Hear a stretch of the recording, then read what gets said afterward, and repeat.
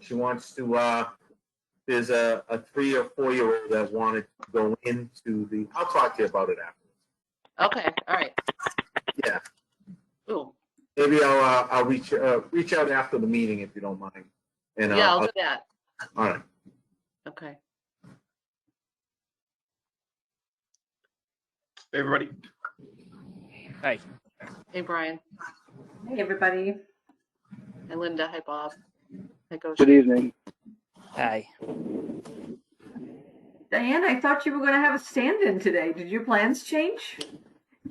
They did we had some contract negotiations scheduled that got canceled. So. Our luck. I was It's not a bad thing.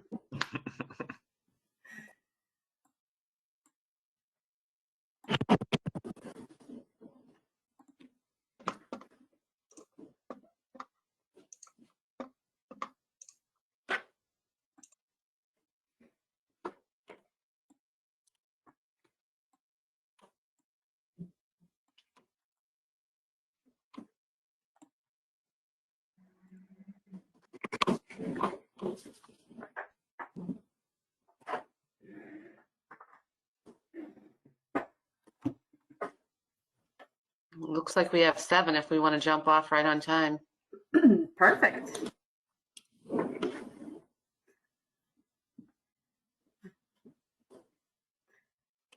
Diane, do you want to do the honors today, or? Well, Susan's there. She's the there she official is. co-chair. Sorry. All right, Susan, may I ask you to kick it off?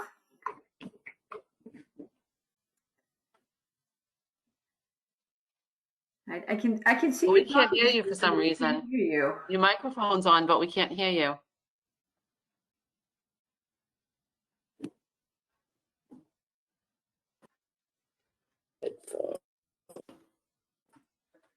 Can you hear me? Yes. Now we can. Yep. You can? Okay. Sometimes when I switch from the Zoom to the GoTo meetings, it doesn't reconnect with my headphones for some reason. Okay, everyone can hear me? Okay, welcome everyone to the Revere High School Building Committee meeting number 16. Today is August 12th, 2021, and the time is 5:31 p.m. Linda, would you like to take the roll call, please? Sure. I'm going to start with Mike Picardi. Present. And Mayor Arrigo.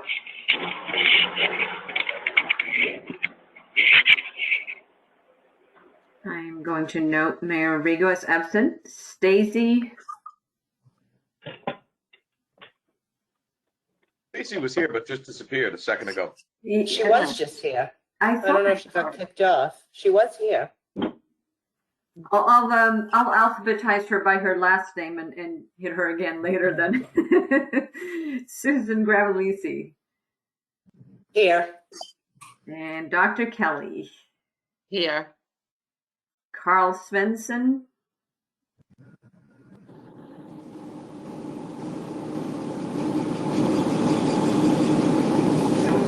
Carl. I know Dr. Perella is absent today. He did email me earlier. Jennifer Hayes is also absent, notified. Rich Biscay.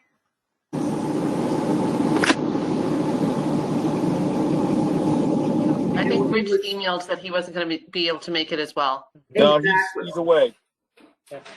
Stacy's back. Excellent. Don Cermella. Here. And then I will hit Stacy Rizzo.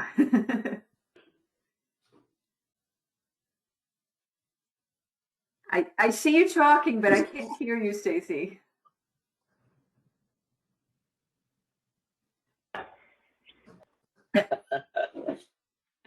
Those were some good hand motions, though. I know what you're saying. She must have the same problem I have when I switch back and forth between the meetings for some reason, because I see she has her headphones on. For some reason, the settings have to be readjusted every time I do that. Yeah, maybe if you disconnect your headphones, Stacy, maybe that might work for a second.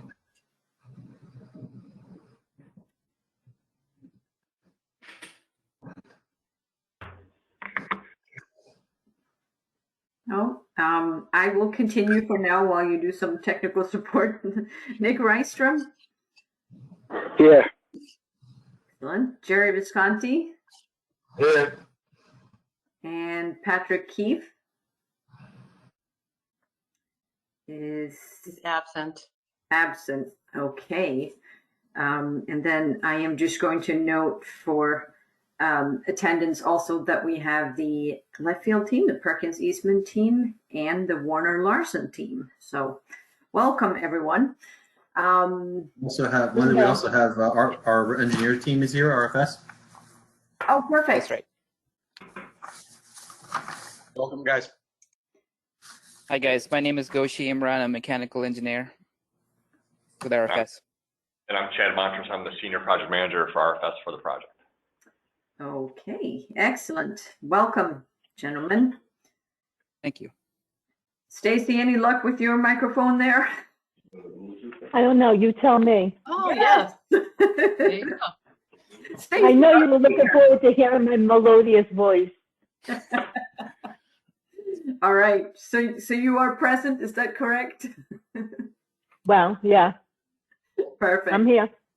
Excellent. Thank you. All right. We've covered our attendance. I'm going to jump really quickly into two housekeeping items before we let Perkins Eastman take over. We have in our email earlier today, we sent out the meeting minutes for July 29th.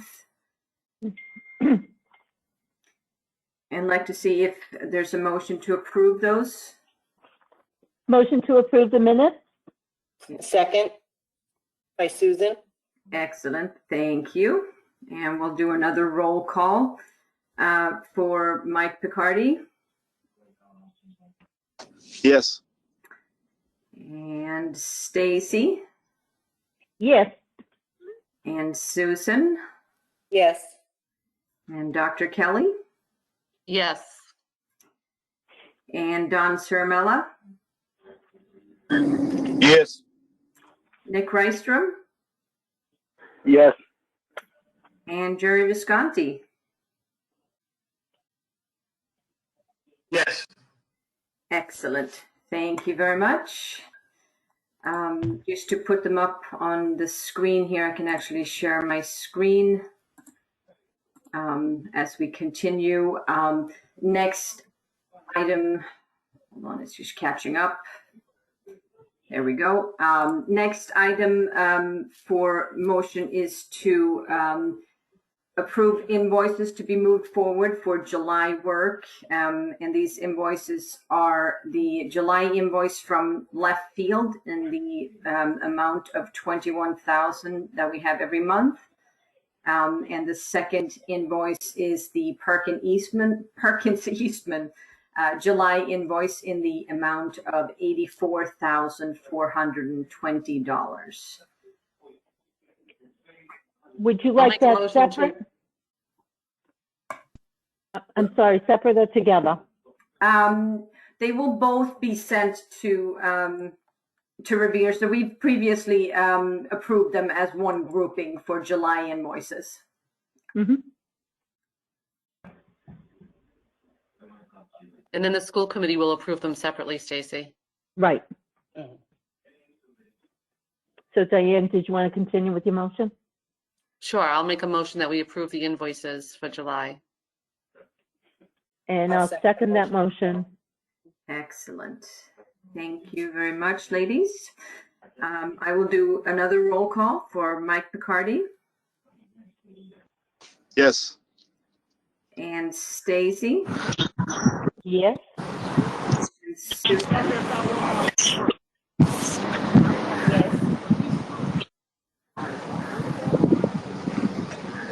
Susan Gravelisi. Yes. Dr. Kelly. Yes. Carl Svensson just arrived, and Carl, I think it might be your background noise that's interfering a little bit. I'm a yes, and I'll try to stay muted. I'm out in a baseball field. Ah, excellent. Thank you. Don Ciaramella, Yes. Nick Rystrom, Yes. and Jerry Visconti. Yes. All right. And I am just noting also that Carl Svensson has arrived to the meeting. Okay, and that was at 5:38. All right. Thank you, everyone. I think these are the only housekeeping items we had for today. So I'm going to stop sharing the screen and kick it over to Perkins Eastman. Bob, do you want the reins today, or is it Dawn? I'm going to go with it's either Dawn or Brian. I don't know who's pulling up the show. And I text Brian, who's the hot potato? I have it open, so you just need to give me the sharing rights if you want me to share. Go for it. Just made you presenter, so. Sorry, Don, my phone ran out of batteries about 15 minutes ago. So. Oh, that's what they all say, Brian. No, I'm kidding. I got you. I have it open. I said, would you like to share or would I? So I'm happy to. Here we go. Can everyone see? Yep. Right. All right. So just a quick question. Did we get this over email today? I believe you did. A link in an email. Oh, it's a link in an email. Okay. Yeah, I learned my lesson last time we had the meeting that the file sizes are a little quirky. So moving forward, I'm always going to send them as a link, and there's a temporary password that you can just type in, and you can access that link for, I think it's up to 60 days after the meeting. Great. But just maybe Diane, just as a formality, that may have been a draft where there were just a couple minor changes that happened this afternoon since then. So if it looks a tiny bit different, just bear with us because that was a draft and this is the final. And this was shared with Left Field, so they can certainly give the final and have it available to upload, etc. So this is the final version. Okay, so we had intros from RFS, our engineering team, and I am actually just going to turn it over to them to walk through the mechanical systems options. So gentlemen, if you would just let me know when you want me to advance the slides, I'm happy to do so. If you want to say hello again and a little bit about who you are and then jump into what some of the options might be, feel free to take the reins and I'll just be here. So when you say next slide, I'll move it forward for you. Okay. All right, well, thank you. Again, my name is Chad Montrose. I'm the Senior Project Manager for RFS Engineering for the project. I've been with RFS for 28 years, working on many schools throughout New England. So this is really kind of in our wheelhouse. And what I'm going to do is I'm going to kind of go over the first slide. If you want to go to the next slide. I do. Bear with me. It's not moving forward. So hold on a sec. I'm going to annoyingly scroll because I can't get that arrows to work. Okay, here you go, Chad. All right, thanks. So what we're going to talk about tonight is primarily just some obviously we haven't had any discussions with you yet. This is kind of just the initial first glance, our take on what the project would, the type of systems that would be available for this project, and it's based obviously on our experience over the last 10 years or so with HVAC systems for public schools. And really what we're going to focus on are the thermal energy options. And what I mean by thermal energy is the main heating plant or the main source of heat for the building and the main source for cooling for the building. The column on the right does indicate different HVAC distribution options, which essentially equates to whether there's duct work or if it's a VRF system, there's refrigerant piping running through the building. So, but we're going to focus primarily on the two left columns tonight. So what we anticipate, so option one is primarily a code minimum building. For all these options, we have assumed that the building will be either dehumidified or air conditioned. That's something that we'll need to discuss in upcoming meetings as to what your expectations are for the HVAC systems. But for option one, the heating energy would essentially be a gas-fired, high-efficiency boiler plant and gas-fired water heaters. Pretty common system, not very complicated, and again, pretty straightforward. And with that option, we would anticipate a chilled water plant. So essentially, you'd be distributing chilled water throughout the building to provide the cooling source for the building. Option 2 would be a kind of a newer system over the last 5 to 10 years. It's air source heat pumps. This is a refrigerant-based system. This system would, instead of having 2 separate independent systems providing the heating and the cooling, it's the same system providing both energy sources. So it would provide the heat in the winter, and it would also provide cooling in the summer. And then the last option we're going to discuss is geothermal. This is probably the most efficient system that's out there. It is the most costly system from an upfront capital cost, but essentially it would be a geothermal well field somewhere on the site. It would be a hydronic system distributing water through the building, utilizing the ground as the heat sink, and as well as for moving energy to and from the building.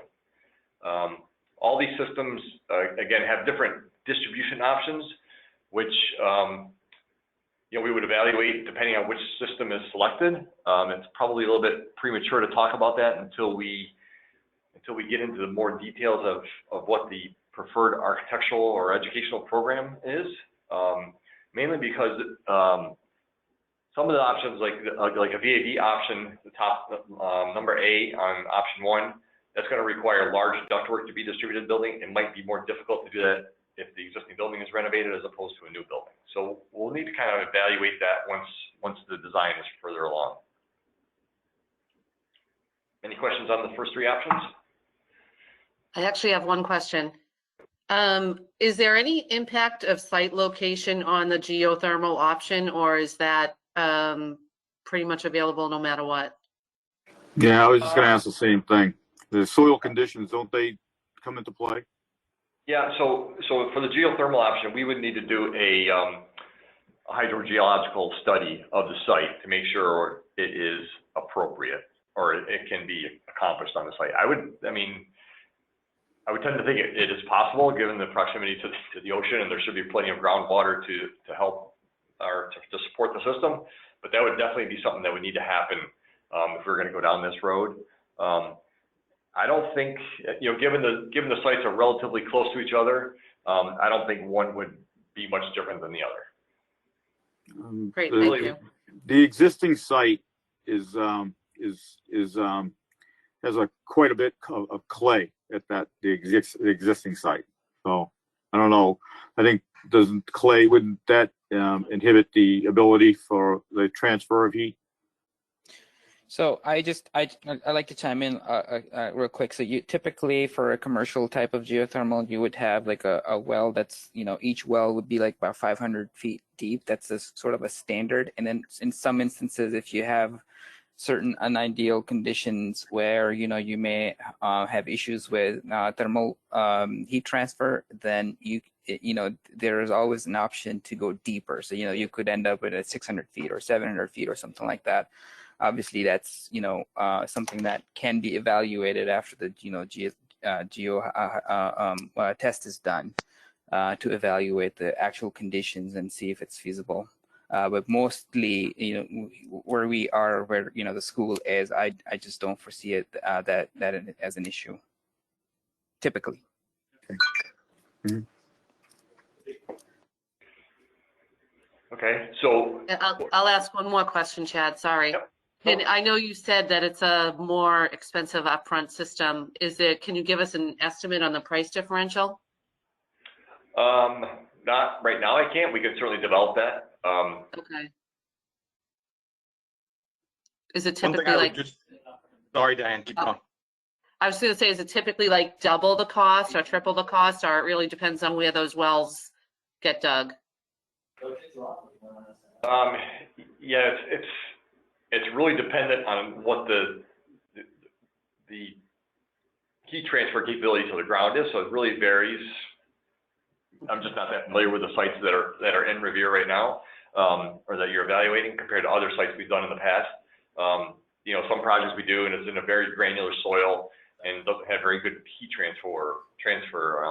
So it's really dependent on what's there for soils, and we need to evaluate that a little bit further.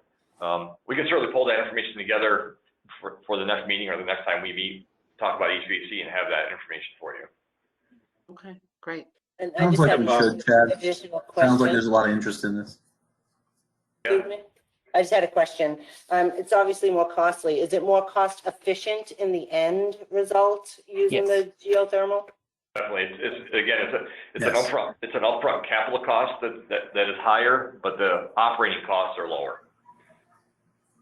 Yeah, so typical payback is, you know, again, it sort of varies for application and type of building as well, but it can be anywhere from, you know, 5 to 15 years or something like that. So these systems are very ideal. It's just the upfront cost is usually the highest when it comes to these type of systems. It used to be that, you know, you would have, you know, then this was pre-pandemic. You would have just the well to dig a 500 feet well with, you know, piping and stuff. It used to be between $12,000 to $15,000 a well, and what we're hearing is that cost has gone significantly up. But then the hope is that, you know, with pandemic being what it is, maybe things will go back to what they used to be. And I will add, you know, these are just the three primary options that we're talking about right now. We've certainly designed hybrid options. For options 2 and 3, where you have both systems, and the geothermal is really just so you're not spending a lot of money on the upfront well construction cost, where it satisfies a base load, but anything above that would be handled with the air source heat pump. So there's definitely ways to make it more cost efficient from an initial standpoint. And that's part of the modeling process that would need to happen to come up with the best financial solution. As a point of clarification, really this might be more of a question for Dan and Brian. The actual scoping of the system, the decision happens in schematic. We want to get well ahead of that. And so what we're doing here too is establishing the budget that we're taking forward. So Bob, that's what I was going to jump off on. I think the only differentiator by site here, and it's not based on a system, the existing site options, that existing site is just crisscrossed with utilities, major electrical and drainage utilities. So I think there would probably be a bit of a premium to sort all that out at the existing site compared to the other sites. But, you know, it's not something that's going to sink the idea. The other 2 sites we're looking at, I think you'd have space-wise a pretty easy time getting down into geothermal wells. The existing site is an absolute spider web of underground utilities. That's a good point, Brian. Brian, just a quick question on that. I know in early meetings we had some talk about the underground electrical and the main services to the building, and the architect was going to look into that and possibly contact National Grid. Do we know if that ever happened, and if they ever found out any results on where the buildings are fed from and the connection between the high school and the Rumney Marsh? I don't believe that the bulk of that work's been done, Carl, but it's gonna have to, and I think it's good for the design team to hear. And that even just as Carl just referenced, how exactly that existing building is fed is somewhat of an unknown. Carl probably knows it better than anybody, and some of the other folks on this call from the city might. But definitely on the existing site, we're going to need to peel back the utilities layer to get some of these cost estimates accurate. Carl, that's something we need to follow up. Okay, I think we need some, you know, we obviously have some holdups with our planning and all that, but that's not one of them. And I think that's some of the work that should be getting done now rather than later. And actually, I was under the understanding that it was getting done. So that's something I think we want to kind of push for. Yeah, I can reach out to the electrical engineer tomorrow and get the definitive answer. I know she has contacted the electrical utility out there to get some more information about what is on site, where the buildings are fed from, and if indeed the two schools are fed, or one is fed from the other.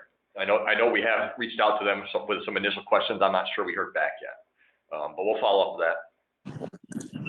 Right. I think following up is the key. Whenever you're dealing with National Grid or any utility, it's dependent on us to follow up and not wait for a response if you don't get one in a timely manner. Agreed. This is Don Chernow. I have a question. Before we move, get too far into the picking a heating a system, we don't. A lot of us don't have a good understanding of geothermal. My question would be, is regardless of the site that we pick, and there'll be, some of the sites will have a lot of, corrosive, material underneath the ground and salt water and what have you. Is the life expectancy, we all know the life expectancy of equipment inside of a building. It has a 20-year life expectancy for an air handler goes or a piece of equipment. But I don't think anybody has a good understanding of basically the wells that go, into the ground. Does that have a life expectancy to it? Are they forever? Or is there, is there an expiration date on them? Yeah, so that's a good question. There really isn't any ferrous material that would be in the ground. It's all going to be a combination of, all the wells will be constructed with plastic tubing and a cement mixture for the wells. So they're all going to be, all the wells would be encased in a concrete mixture. And there wouldn't be any corrosive materials in the ground. So I would think that the longevity it's fairly long. We can definitely research that more, especially with the proximity to the ocean and the salt content. Yep. So the city, like any city, we have water infrastructure, water distribution infrastructure. And not only does the pipe get attacked from the inside, but it gets attacked from the outside. So, I'm just kind of curious. I just because I think it would be very expensive to have to replace anything that 500 feet into the ground, or having to replace a field of these wells if they were to start to fail or become inefficient for some reason. So, I think that we don't know. Nobody. I don't know many people. The average person that knows much about geothermal, but it's certainly interesting and something that I think we'd want to entertain because it's new and efficient. So fair enough. So our next few slides, we go into more detail for each one of these options, and Goshi will explain more about how each one of them, how they operate, pros and cons for each option. So let's go through that, and then. Can I just can I just ask a question before we move on, quick? Yep. I just was wondering. So I know it depends on the building size, but generally speaking, how many geothermal wells would be required for a standard building, standard school size building? We talking 3 wells, 10 wells? It really depends on the size of the school. So typically a geothermal well is anywhere between 2.5 tons to 3 tons of cooling, plus minus. So that's a typical size of a well that's 500 feet deep in the ground. So I don't know. I think this school is rather large. What is it? 350,000 square feet. We can probably do an estimate, like a back of the napkin type of thing, to come up with something. But I think I have a feeling that it's probably quite a bit of wells. 350,000. I'm just doing a quick math while I'm speaking to you guys. And again, this is just an estimate. It could vary from type of building and envelope types, and so we have to do a load calc and look at the ambient conditions and so on and so forth. But it could be anywhere between. No, I think I did something wrong here.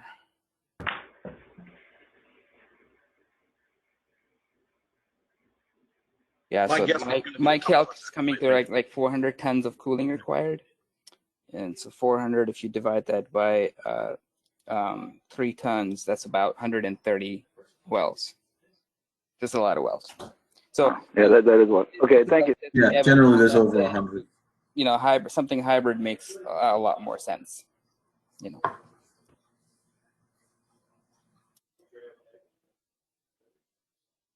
Don, I think we can go to the next slide. All right, great. So this was, as Chad had previously alluded to all these options. He's actually stolen my thunder. Thanks, Chad. So I'll take it from here. So this a little graphic is essentially showing everything in big scheme of things. So, you know, a different part of the systems. If you look at the two in the graphic, it says ERU and AHU. So those sort of represent the type of units that will provide ventilation and or the entire you know, distribution for heating and cooling combined. So if there were areas that required 100%, you know, if they were all air systems, then AHUs would be used with variable air volume boxes to be able to do that. So this quick example of that would be, say, if there's a theater, it'll have its own unit that will do that. On the left, there's a graphic that says chill water plant. So the chill water plant could be of a couple of different types. One of the common option, you know, things, more economic option is cooling towers, and alternately you have air-cooled chillers that could be the substitute. There are a couple of pros and cons with those. The cooling towers, although they're efficient and less costly for the project, but they do have higher maintenance. So, you know, there's water part to it. Water quality is important, and also the maintenance and cleaning. And then in winter months, you may even have to drain that. So there's a lot of maintenance that's involved with cooling towers. However, on the air-cooled chillers, it's less intense when it comes to maintenance. However, they're you know, they're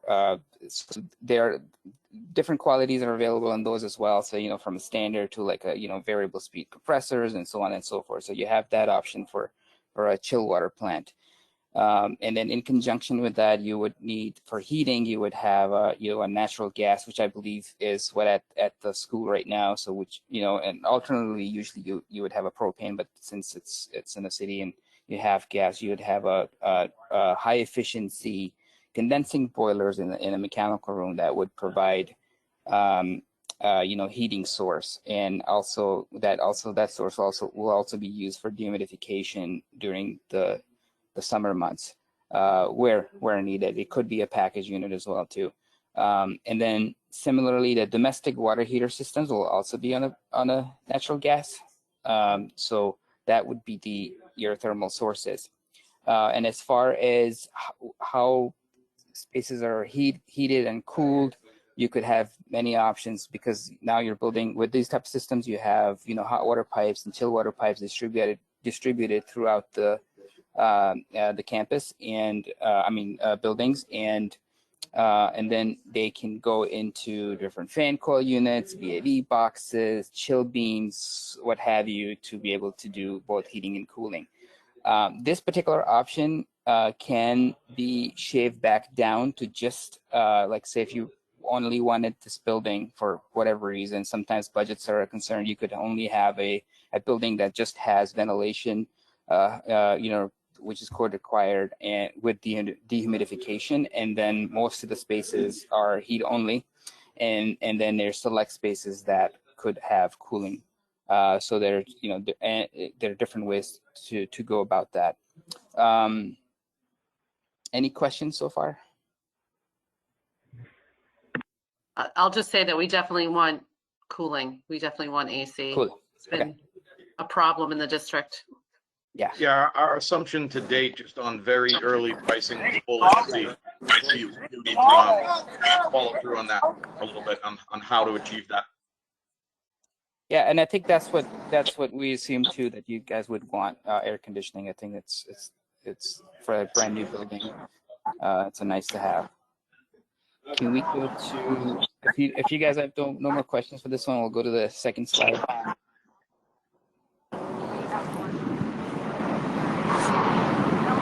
The second option is the air source heat pumps. This technology has been around for a while, but it's been used more and more. I'm getting a lot of feedback in the back. I don't know if somebody's microphone is on. There we go. That's good. The air source heat pumps, these are essentially heat pumps that are there are two pieces to it. There's outdoor condensers that sit on the site or on the roof, and then you have indoor fan coil units. Sometimes they're also called air conditioning units. There's a variety of types of these units, and the connecting part between the two is that you have refrigerant pipes that run from the outdoor condensing units to the inside. And these refrigerant pipes will have to be carefully engineered for different code requirements so that the concentration of refrigerant is maintained, and and that is for safety.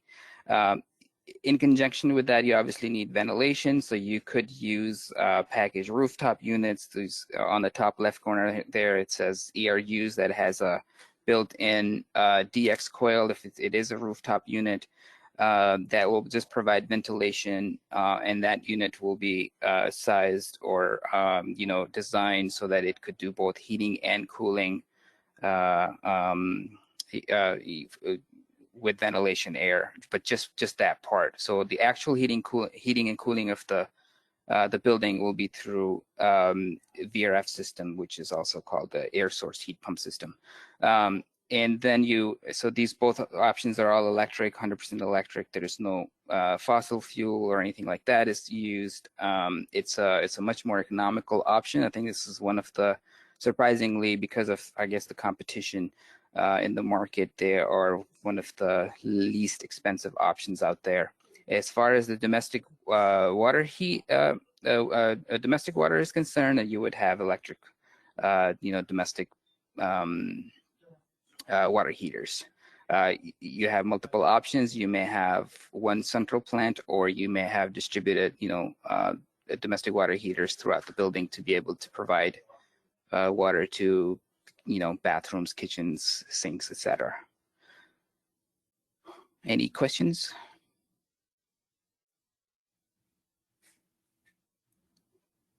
Okay, we will move on to the third option, which is ground source heat pumps, geothermal.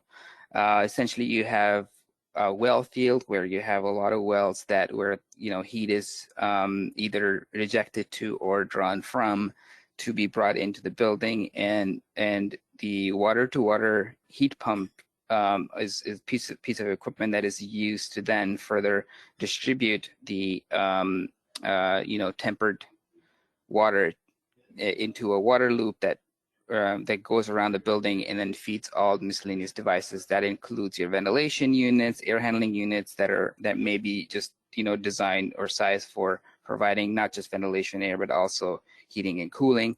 And then in other spaces like classrooms and offices, you will have fan coil units with 4-pipe systems where or 2-pipe system where the based on the geothermal water temperature and the time of the year, the appropriate water will be supplied to, and then the space will be conditioned that way. And it doesn't just, you can have fan coils, you can also have chill beams there. And then in a heating season, you could also have like radiant slab. You could also have like fin tube radiation, things of that nature. In some instances, you may actually require, if there is a lot of trim heat required, you may actually consider something supplemental, like a small boiler of some sort that, so on a design day in the winter, that could take an edge off, and that doesn't have to be a gas boiler. That could also be an electric source. So the trim heat could be electric resistance heat. So there's many varieties of way to do this, but that's what the typical system looks like. And again, the geothermal water, the ground source heat pump water, is distributed throughout the building using a set of pumps that goes to different terminal devices and air handling units.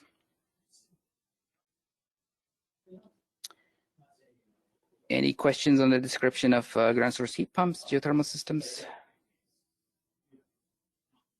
No, I do just want to note for everybody that I noticed, and correct me if I'm wrong, that it was only option 2 or option 3 that had that net zero potential. Option 1 does not. That is correct. Yes. Yes, and obviously this has, this option has low energy use intensity and greenhouse gas emission. So it is definitely net zero. The most expensive options of the 3 that we've described. but you typically has a good payback. So One of the things that we've talked about in previous meetings is making sure the building is efficient and sustainable and treats the earth well. So this would be the best option to meet those goals. agreed. Yes.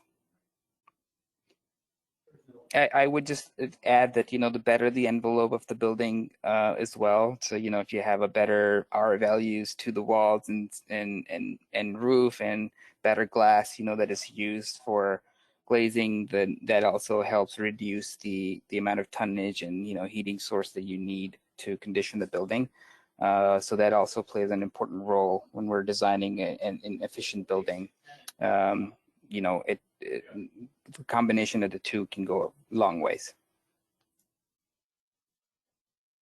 Dan, has your group done any design or done any buildings that had, or Brian, I should ask you too, any buildings that used geothermal heat source?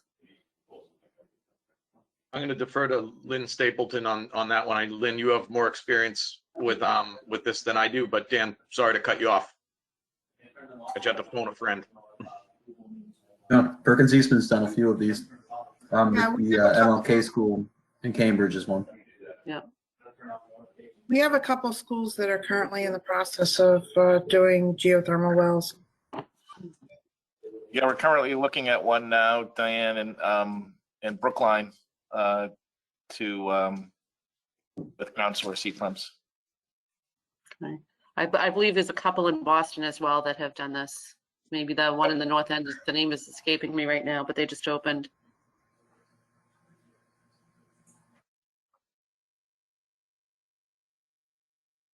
Okay. And I think, is there one more slide? Yeah, actually a couple. So this particular one is just a generic diagram of ventilation systems. And this can also be applied to an air only based system. But what it's showing is there is an air handler that sits on the rooftop, and it's an energy recovery unit that draws outside air, gets it through the filter, goes through an energy wheel for energy recovery, and then is distributed to the diffusers or chill beams or what have you, a particular type of system in the space. And if this system were to be an all air system, then it would go through variable air volume boxes with reheat coils in them to do the distribution. The only difference is if it's ventilation only, then the ductwork size is a lot smaller than what it would be for a variable air volume system or all air system. So obviously ventilation is code required, and one thing I would suggest is that maybe it's a conversation to have for the team and the decision makers, is that in light of COVID, a lot of schools are considering greater ventilation than code minimum to a lead level maybe, which is 20% more than code required, and also some control measures that could also help mitigate the risk of COVID or other viral diseases. So something to consider on that, but this is a typical layout of what that would look like if there was a rooftop air handling unit. And an all electric option, it'll just be a package unit with electric or DX coil that will provide both heating and cooling, and then may have some either electric preheat coil or a post coil for dehumidification needs, or when it's very, very cold out. Any questions on this slide? I have one, sorry. Yes, and I know this is premature in the design process, but I'm thinking about how many classrooms could be fed off of one air handler, or how many air handlers we would need in total to service the building, and then what kind of space they would consume on the roof. Just in terms of other design ideas that we've been thinking about on the roof, I think that would be helpful to us to know. And obviously, yeah, go ahead. So I was going to say it's a very good question, because oftentimes air handler sizes and where they're located, that's always a consideration. These air handlers that are ventilation only type of units can be anywhere from for a commercial at least, from anywhere from 500 CFM to 20,000, 30,000, 50,000 CFM. There is no limit to how much we can grow these units. Typically, a custom air handler can do a lot more than a package unit, but a typical package unit is anywhere between 2 to 10,000 CFM. And most usually, the size of the air handler that is chosen to be placed on the roof is determined by a zone that it has to serve. So how many classrooms are within a certain wing, and how many floors we can serve with it, and what are the sizes of those classrooms, and how many students are within each classroom, and if there are any labs in the vicinity that we have to worry about, and things of that nature. If there's a kitchen in this, we can combine multiple spaces to serve them with one air handler or multiple air handlers. So it really depends on the distribution of how the floor plans are laid out within the building. Just a quick example, if a unit is 5,000 CFM, then a unit is about 15 feet long, 7 feet wide, and about 11 feet high off the roof. That's a typical package unit. I know this because I just did something today with one of those units. So big. Yeah, so I mean the excellent question, but they vary a lot. Like they also vary from manufacturer to manufacturer. Say if you were to choose Train over Daikin or somebody else, their sizes will be different. Thank you. You're welcome. Have you guys been seeing clients ask for UV sterilization inside these units and Yes. higher end MERV filtration, like going above 13, like at 15 and 16? Not that far, because we have done some studies, and also our office has done a lot of work since pandemic started to evaluate a lot of different campuses and locations where COVID measures were required. And what we noticed is that when you start to MERV 14 and up, the amount of particles that you can block are nearly the same. Like their efficiency is nearly the same. Like they're like off by like 0.2, 0.3 or something like that. And as far as the UV light is concerned, yes, we have seen a lot of interest in that, and it's a very efficient way to mitigate the risk of infectious diseases, especially viruses. It also helps with microbial growth. So we've implemented those before. We have designs. We've even retrofitted them in some of the projects since the pandemic has started. But yes, there has been growing interest. It's costly. I must say that it is very costly, and the lead times for those type of air handlers is rather longer than a typical air handler, which is also very long these days, as everything. But yeah.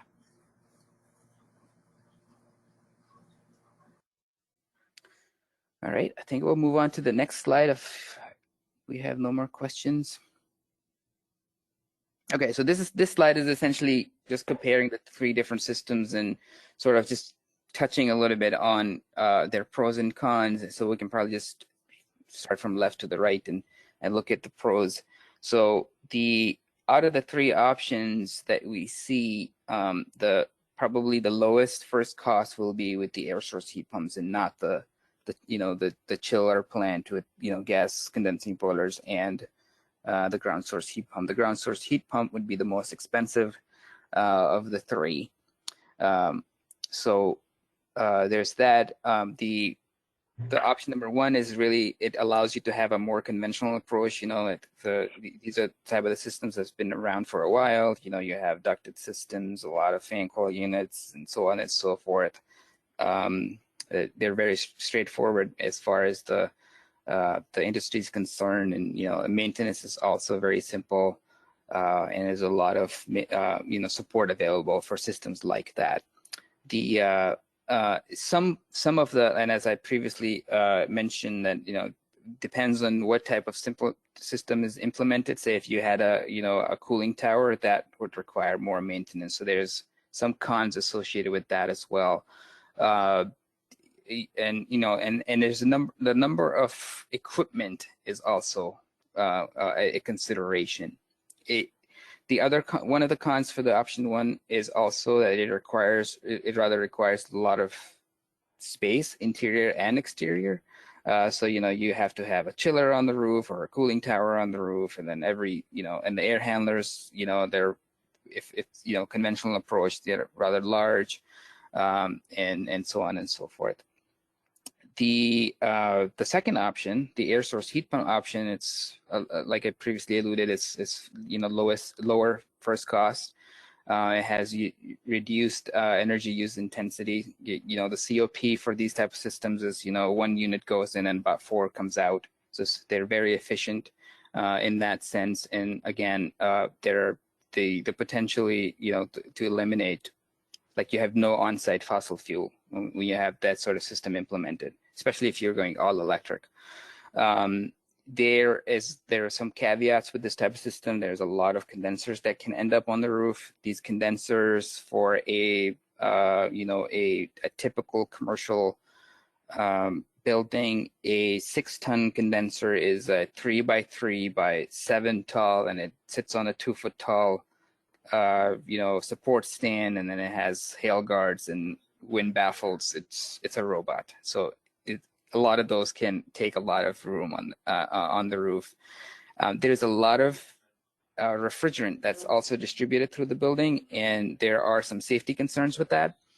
So what we typically do is we like to keep them, we're required to make sure that the refrigerant concentration limit is within the limits that is allowed by the code in occupied zones, and then we try to design systems so that it's the impact is minimal, but accidents do happen, right? So there's that part with the thing.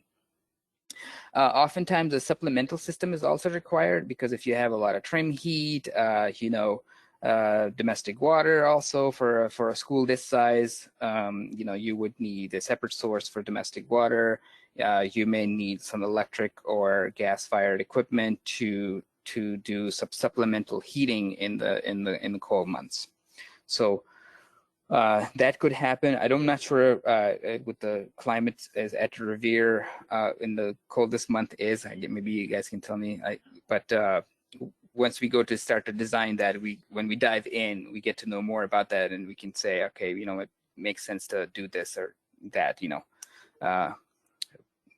and the other part is the maintenance part with these. There's a lot of compressors. The technology is getting better by the day, but there are, if you have 50 condensers out there, they have 50 or more compressors in them, and so there's maintenance associated with that. So just a heads up on that, there is maintenance required. Routine maintenance is also required, cleaning, things like that for the outdoor units. Indoor units are fairly very limited maintenance, except for filter changes. You have to change filters in those. The ground source heat pump has the lowest energy use intensity. Equipment location is all mostly indoors, actually 100% indoors, because you have water source heat pumps, and then the piping is distributed throughout the zones, and then you have fan coil units that do the heating and cooling in the zones. Like the point noted there, is a potential elimination on on-site fossil fuel usage, just like air source heat pumps. Highest first cost is one of the cons. Increased space for mechanical plants. So what that means is that once the pipes are brought into a mechanical room, now you have to have 1 or 2 or however many water-to-water source heat pumps, and then you need pumps and other apparatus to make that plant. Space on sites for wells, you require, based on the size of the building, you need a lot of footprint to accommodate wells. But like I said, typically they're 500 feet deep, and then a well is anywhere from a 10 to 20 feet radius. So that's how you sort of locate them. And again, that's all contingent upon what the geological survey comes out to be. And the last con for this type of system is increased compressor maintenance with distributed heat pumps. So that part is if you also had so with geothermal, you could have a water to air type of air source heat pumps. So if you had classrooms or something like that, and you wanted to have a ducted system, you could run the geothermal pipe directly to it, and then there's some compressors and that type of equipment too. And but those are not necessarily required. You could completely design a system with just water to water. So just wanted to mention that. Any questions, guys? Of course, sorry. One is a term. You keep referring to trim heat. I'm not familiar with that. Can you tell me what that is? Excellent question again. So trim heat is if you have, say, a curtain wall, natural, convection off the glass, so you would feel a downdraft. If you're standing next to a cold window and it's cold outside, you would actually feel a downdraft, like cold air moving onto you. So what we typically like to do is put some sort of electric or hydronic heat or any heat source along that glass, so that takes the edge off, so that it's primarily for comfort, and that's what that means. That's what that trim heat is. Yeah. And one other question on the geothermal: if we were able to do this, would the well field need to be isolated and no building on top of it, or could we have like athletic fields on top of it? You can, yes. I have not seen a building on top of wells, because I think it's primarily because if you ever have to, if for whatever reason a well failed and you needed to do maintenance, it'd be very difficult to chip out the concrete, and God knows what else you would find down there. But we have seen a lot of athletic fields built, with geothermals in them. I have even heard, I have not personally designed one system like that, but I've seen parking lots. So there are parking lots that have accommodated geothermal well fields too, but not necessarily buildings. I'm not so sure about that. Chad, do you know if there's a? I don't think so.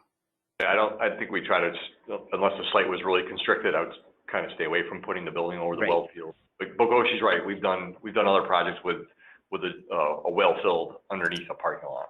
So that goes to the point of my question. The wells can fail.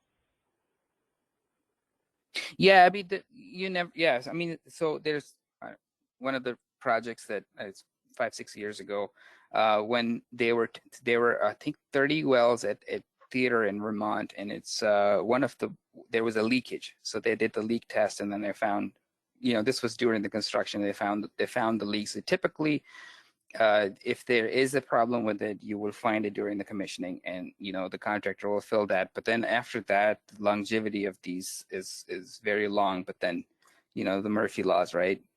Anything can go wrong to anything. So, but typically these wells are designed for like decades. There's no moving parts or anything like that. They're very durable. And Goshi's right. For the most part, there's a pretty strict testing program that happens during construction to make sure that any of these issues are identified during construction, so that you don't have a problem in the future. I've heard in some of the work I've done on this that the lifespan is expected to be around 50 years, but I understand that's not yet proven. I don't know. That is correct. I've heard 50 and I've even heard 100, but I'm reluctant to say either of those because, like you said, we may know a site that has been near there for 20 years, so on and so forth, but it's hard to say. Yeah.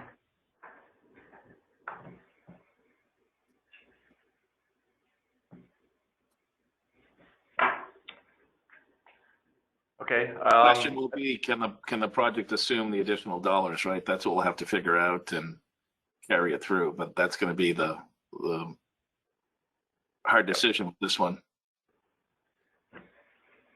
Agreed. Yep. So that's pretty much the end of everything we had tonight. Obviously, this is the first time we met you, and the first time we talked, we thought we would just come here with some options that we believe are possible for the project. It sounds like option 2 or option 3 is the preferred direction at this point. I mean, I realize we got a lot of work to do yet, or even maybe a hybrid option.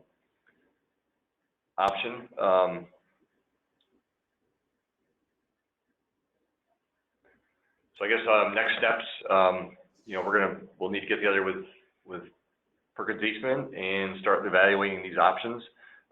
It is typically, you know, we start diving into these things in schematic design, not necessarily in this phase.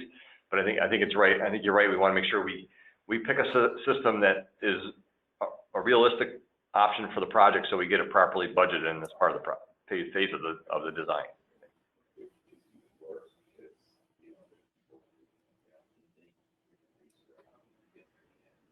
Any other questions on the mechanical presentation? If not, we can move along the agenda.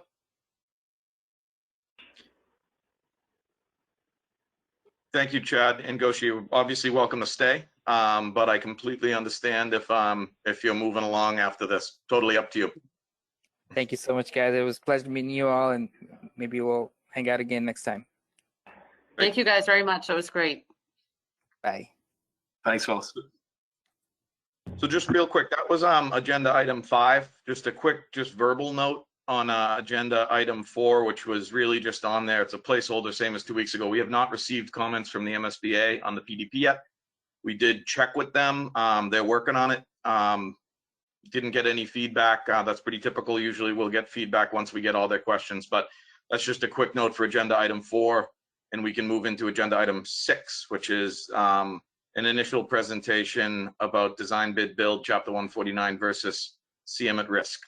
Whole lot of acronyms coming. Everybody hold on to your hat. So procurement. Sorry, I didn't hear that. I'm excited for procurement. Yeah. Yeah, this is right up your alley, actually. So we're going to go through a handful of slides. We only got like 6-7 slides. We're not looking for a decision on this. What I'd really like is to just introduce this idea. If you folks have stuff that you'd like to know or details you'd like us to dive into, we can follow up on that in 2 weeks. We ultimately would like, potentially at the meeting in 2 weeks, the committee to make a decision. And the reason for that is if we are going chapter 149A CM at risk, we need to apply to get permission to do that from the State Inspector General Office. So I'm going to run through just a couple of little comparative chapter 149 versus 149A here. Anyone stop me if you have a question or comment. So starting on the left side of this chart, design bid build, this is sort of the traditional way to build buildings here in Massachusetts. Been around for a long time. It's based on laws that go back decades, way back. And these are sort of the keys that we think should influence your understanding and ultimately the decision here. First off, the design and construction stages happen completely sequentially, one after the other in design bid build. We would have to bring the design to 100% completion. We then go through a pretty complex process of publicly bidding that. It would result in a handful of weeks where us OPMs are tearing our hair out because it's a lot of scope to bid, and a lot of surprises can happen when the bids come in all at once. So general contractors, and just generally speaking, we try to call general contractor. That means a chapter 149 contractor. A CM, a construction manager, is what we mean by a chapter 149A contractor. So general contractors in traditional design bid build are pre-qualified.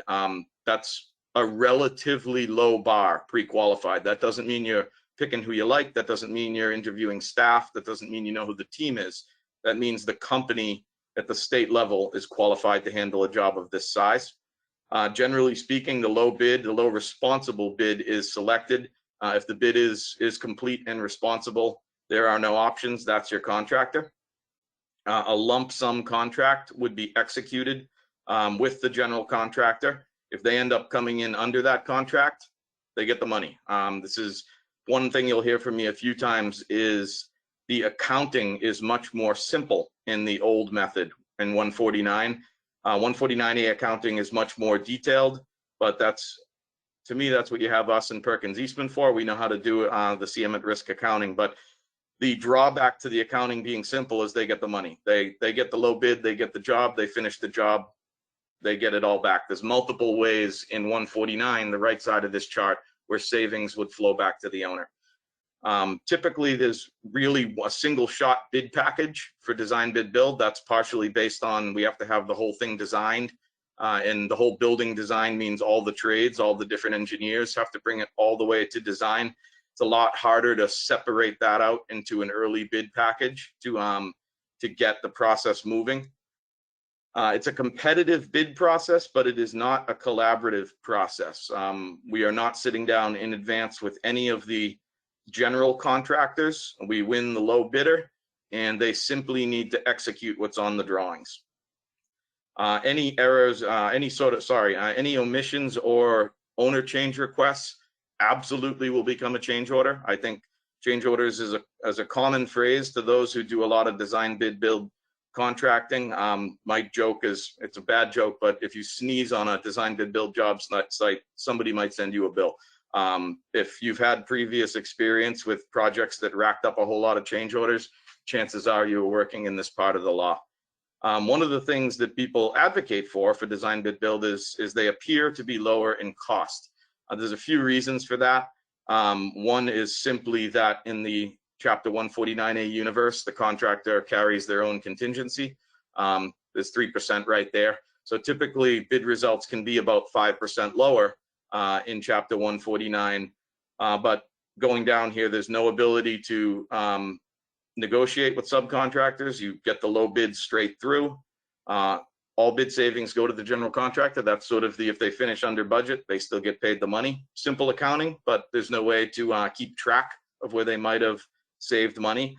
And really getting down to the bottom where you lose some of that potential 5% typically under is, again, we can't work with an early schedule here. We have to release everything at once. We have to finish designing. If we got disastrous bid results, we would have to do some redesign. That would basically be a pause, redesign, rebid items that are overbid. There's very little flexibility in the schedule for Chapter 149A, Chapter 149. And that typically makes for a longer schedule.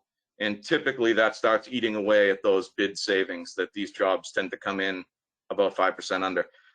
Contrasting that with CM at risk on the right here, a CM would be selected during the design phase. If we go this direction, our goal would be to apply to the Inspector General's office for permission this fall and potentially late winter start the procurement process, which is a whole nother fun slideshow of how we go through that to get a CM on board. Our goal would be to have a CM on board during the end of the feasibility study to basically help us out with the final schematic design pricing. That leads into this, the construction costs are collaboratively developed. We would have a qualified and skilled contractor on board doing tandem estimates to the design team and OPM estimate. Typically, we still do the designer estimates, and once we have a CM on board, the CM does a twin estimate for all of the milestones they're on board for. We reconcile those estimates. That's a great benefit in the cost control and really vetting out scope. The CM would be selected based on their qualifications and their fee. So we would be able to interview, meet the people on these teams, look at actual resumes, look people in the eye, ask them questions, get a feel from them. That's not the case on the left side of this chart. You're bidding it, you're getting the low number. On the right side of the chart, it's much more of a team collaborative process. The people that are on those teams are really become important. However, they will be putting in a fee. It's that we're not stuck to the low fee in this situation. On the left side of the chart, you're stuck to the low bidder. On the right side, it's a combination of qualifications and fee. We'll walk you through how to handle that, but it's another sort of handful of spreadsheets that we find a way to rank them in advance, and then we will rank them based on your goals and who you like, and the fee doesn't necessarily end up, the low fee gets the job. The CM is a partner in the design process, which again, no builder around during design for design bid build. We would ultimately negotiate what's called a GMP, a guaranteed maximum price contract. That would include their contingency, which is part of that about 3% I mentioned earlier. We would have the ability, since they're on board early, to bid early bid packages, which leads directly to a quicker schedule. We can get started earlier. Usually this means somewhere around 60%. The MSBA 60% construction document milestone is probably the first time we might think of a foundation pack, a site clearing package, et cetera, but gets us, since we have a contractor on board, the ability to start work faster. It's a collaborative process. It's a little less adversarial. I say less adversarial because of that comment I made about change orders. A design bid build contractor in Chapter 149, in my experience and a lot of our experience in the field, is going to tack right towards maybe holes in the drawings or areas where there's questions, and they will put change orders in front of you at a good pace. Since we would be able to review the design with the CM on an ongoing manner, and since they'd be helping us all with pricing, we can head off a lot of those issues at the pass. Typically results in fewer change orders and often helps with constructability details and finding efficiencies there. As I noted, the bottom few points are really the ability to control the schedule a bit more, not wait out that we bid everything in a 4-week period, and that's when we learn what the job costs, and then we react accordingly.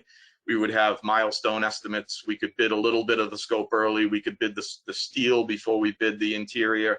So we could incrementally achieve a budget and know if we're going to be over or under. That all leads to the a greater risk management capability. Don, if you could scroll again. Going to hit some quick advantages, disadvantages that are probably a little bit redundant from what I just said, but probably the most important one is in bold on the left here. So design bid build Chapter 149, it's familiar, it's simple to manage. You usually get a lower initial price. Again, simple to bid one set of documents, but it's hair raising. This is $300 million worth of scope that we would just be functioning on estimates without input from the construction market until we bid them. And there's risk involved with that. The main point that's the negative here that I almost think we're burying the lead a bit is that few, if any, general contractors have either the bonding capacity or the DCAM single project limit capacity to do a $300+ million job. And right now, I think our options in the PDP went from 280 up to 350. We'll get to a chart in a minute. I'm not positive there are any general contractors that could do a job this big. I haven't found any. So if we were to go this route, there's a chance we would not get any bidders, which would be a massive problem. The linear process usually makes a longer schedule. No choice in the GC, low bidder prevails. Hard price isn't known until the bids are received.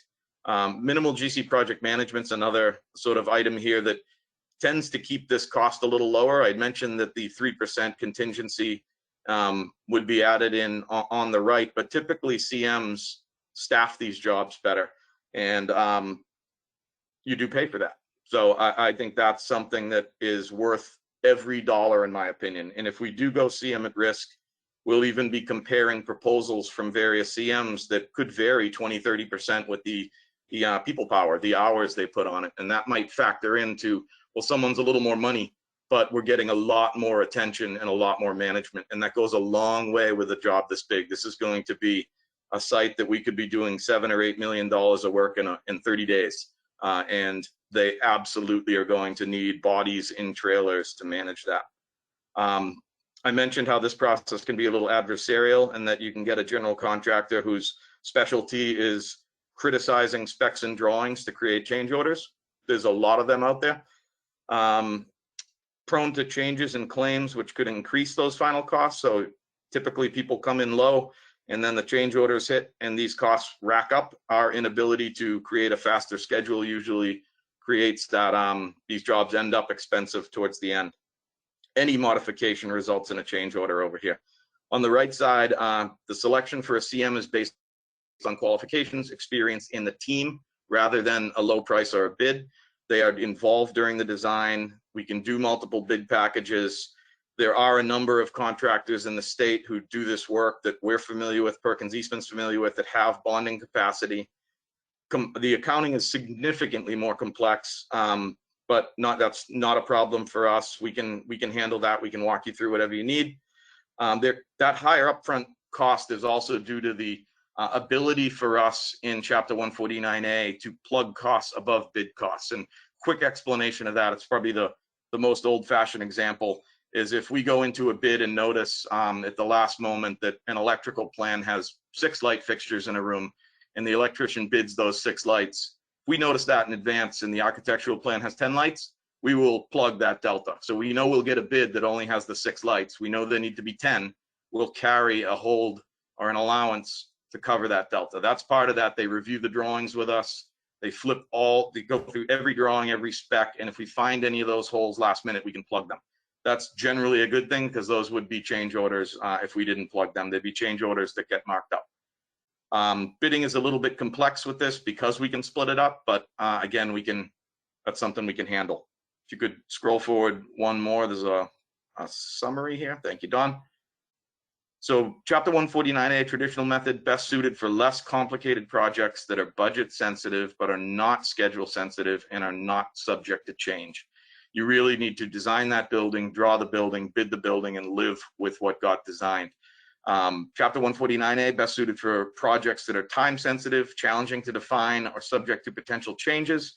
Projects requiring high construction oversight, that's key due to site logistics and phases, as well as multiple stakeholders.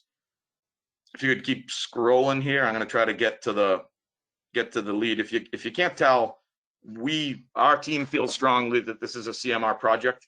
I think the last slide that we'll get into a minute is the slam dunk, but a key conceptual difference with the CMR, you're hiring a firm to manage the construction of Revere High School.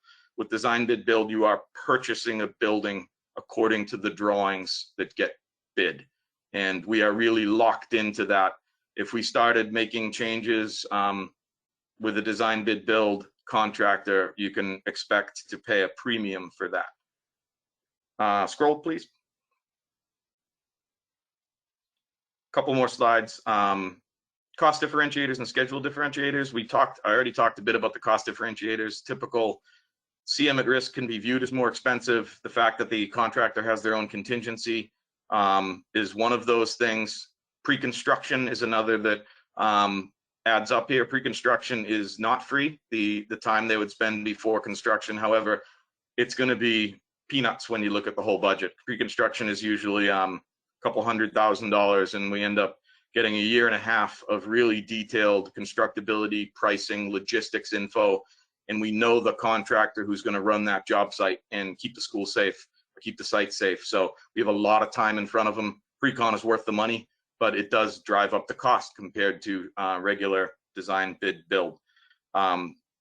Schedule, really complexity here is, we have a lot of design deliverables we're going to be going over with you folks in the coming years. We have a lot of MSBA deadlines.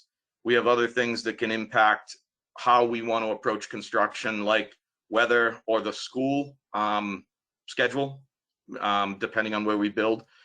So all of these are just much easier to work with in the 149A realm, in that we have the contractor in advance. We can figure out logistics. We, to some degree, inherit a design bid build contractor doing this the way they want to do this. And they can obviously work with us. We can define some of these items, but we're going to have to go through all the design deliverables and all the MSBA deliverables before we would have a design bid build contractor on board. No contractor would look at those plans till they were done. If we go CM at risk during all of these deliverables, every one of them would be reviewed by the CM. They'd be issuing reports and probably ultimately friendly bickering with myself and Dan about cost and what's on drawings and whatnot. But it is a much more collaborative process when we're talking CMR. Scroll, please. Second to last slide, additional factors here. CMR does need to be approved by the IG. It's an application. It typically takes probably a couple months start to finish. So if we ultimately, in the meeting in 2 weeks, approve going CM at risk, we will start this process. We might need 1 or 2 things from the school to help out, but we will present our case of why this is a CMR project to the IG. And as far as I know, we've never been turned down. So I think it's sort of a formulaic step that we just have to do. I wouldn't worry about it. This project, to us, is slam dunk. We talked about team approach. CMR is definitely the preferred method for large DCAM projects, also for UMass Building Authority, some of these other state building agencies. It really evolved from those agencies, the CM at risk. It's sort of a nod from those agencies to how the private sector typically works. And there is a small pool of CMs available to apply for a project of RHS's magnitude. There's either a tiny or non-existent pool of GCs who are available for a design bid build. So that's sort of what I mean by burying the lead.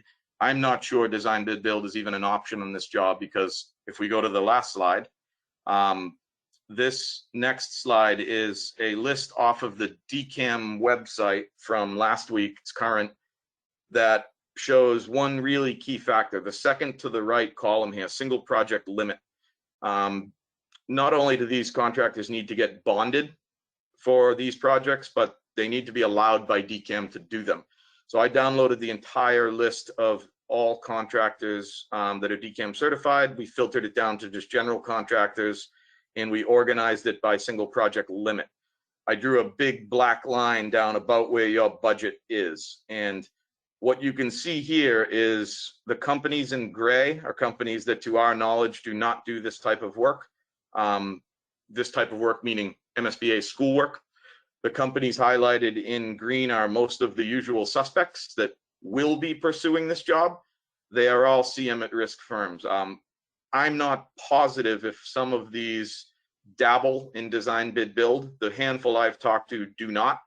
I think everyone above that black line, which is plus or minus where this project's budget is, are CM at risk contractors. So you can see that down near that black line, if we stay with about the project value, we're talking about the likes of Bond Brothers and Walsh Brothers, Bond and Walsh Brothers, sorry, would not qualify to apply for this job. Those are big, successful contractors. They do a ton of schoolwork. They would not be allowed to bid on this. According to how we're looking at this, there are 7 contractors who will qualify to pursue this job, and we want most of them interested here. So I know I've said it a few times. I think this is burying the lead. I believe there really is no option but to go CMR for this job. However, I also think it's the right fit for a job of this complexity. So I'll stop talking, see if anybody has any questions. So you just need the school building committee to vote on this decision at our next meeting, correct? Yes, it would be a motion to pursue CMR as the delivery method ultimately, and that would allow us, that's one of the steps the IG will want, is that if there's a local authority running a job like a building committee, they want to know that you've made this decision. So ultimately, we would need a motion. So Brian, Carl Svensson, I'd like to make that motion that we go CM at risk on this job. I would second that right now. I don't know that we need to wait 2 weeks, but I don't know how the rest of the committee feels. Well, not everybody's on either. People that didn't make it to the meeting might want to get some more information. That's true. You're so But practical, then Susan. again, some that went to this Sorry. presentation some that are here for tonight might not be here next one. So. But even if they're here I would tonight, they also can give their stress that- input for next time. I understand the input and the people on here, but I'd like to stress that this is almost a no-brainer, and there should be a lot of agree with discussion that. if we're going to go in any other direction based on another opinion. I think the team really stressed the importance that we go in this direction, and we have faith in them. But just the job itself spells itself to be this decision made. That's just my opinion, but I think it's almost clear cut. We do a lot of design bid build work, and risk. But I just think. Oh, sorry. Go ahead, Dan. No, it's all right, go ahead. No, I was just saying, responding, like, I do agree the CM at risk is the best choice, but I'd like others that aren't here to at least have a chance to look it over and give at least their point of view. I don't think you can vote anyway if it's not on the agenda. The vote's True. not on the agenda. Thank you, Lynn. Good There you go. She's the practical one, Diane, not me. Well, I was just going to say, we do a lot of DBB work, and there really isn't anybody big enough in that design bid build Chapter 149 straight up category that can do this. There just isn't a contractor of the scale that you're going to need. This group is all CM contractors, and that's the only ones who can handle it at this size. Even with this group and the capacity in this hot market, we're going to have to be very careful. Even looking over that even these guys produce. So. Yeah, Jim and Dan, that's a good point. And just something for the record, ultimately part of our job as your OPM is to make sure there is interest out there in the construction community, not to treat anyone, you know, better than anyone else, but anybody above this black line is going to be hearing from me and probably hearing from other people on the team to make sure we get interest on this. We want as many of these folks chasing this as possible to make it as competitive as we can.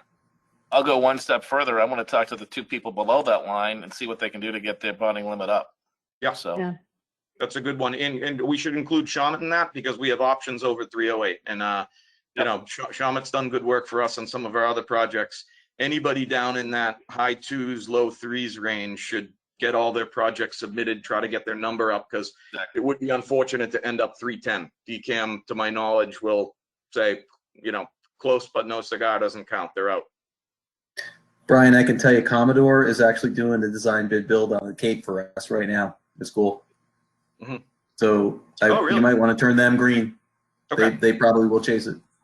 Interesting. I didn't know that. Yeah, that's we good. had a conversation with them about a week ago as a teaming event between their organization and our organization to learn what they can do to start to get more involved in the school process. They're very legitimate and qualified. I'm trying to go online to see if I can get anything. Excellent. That's good to know. I'll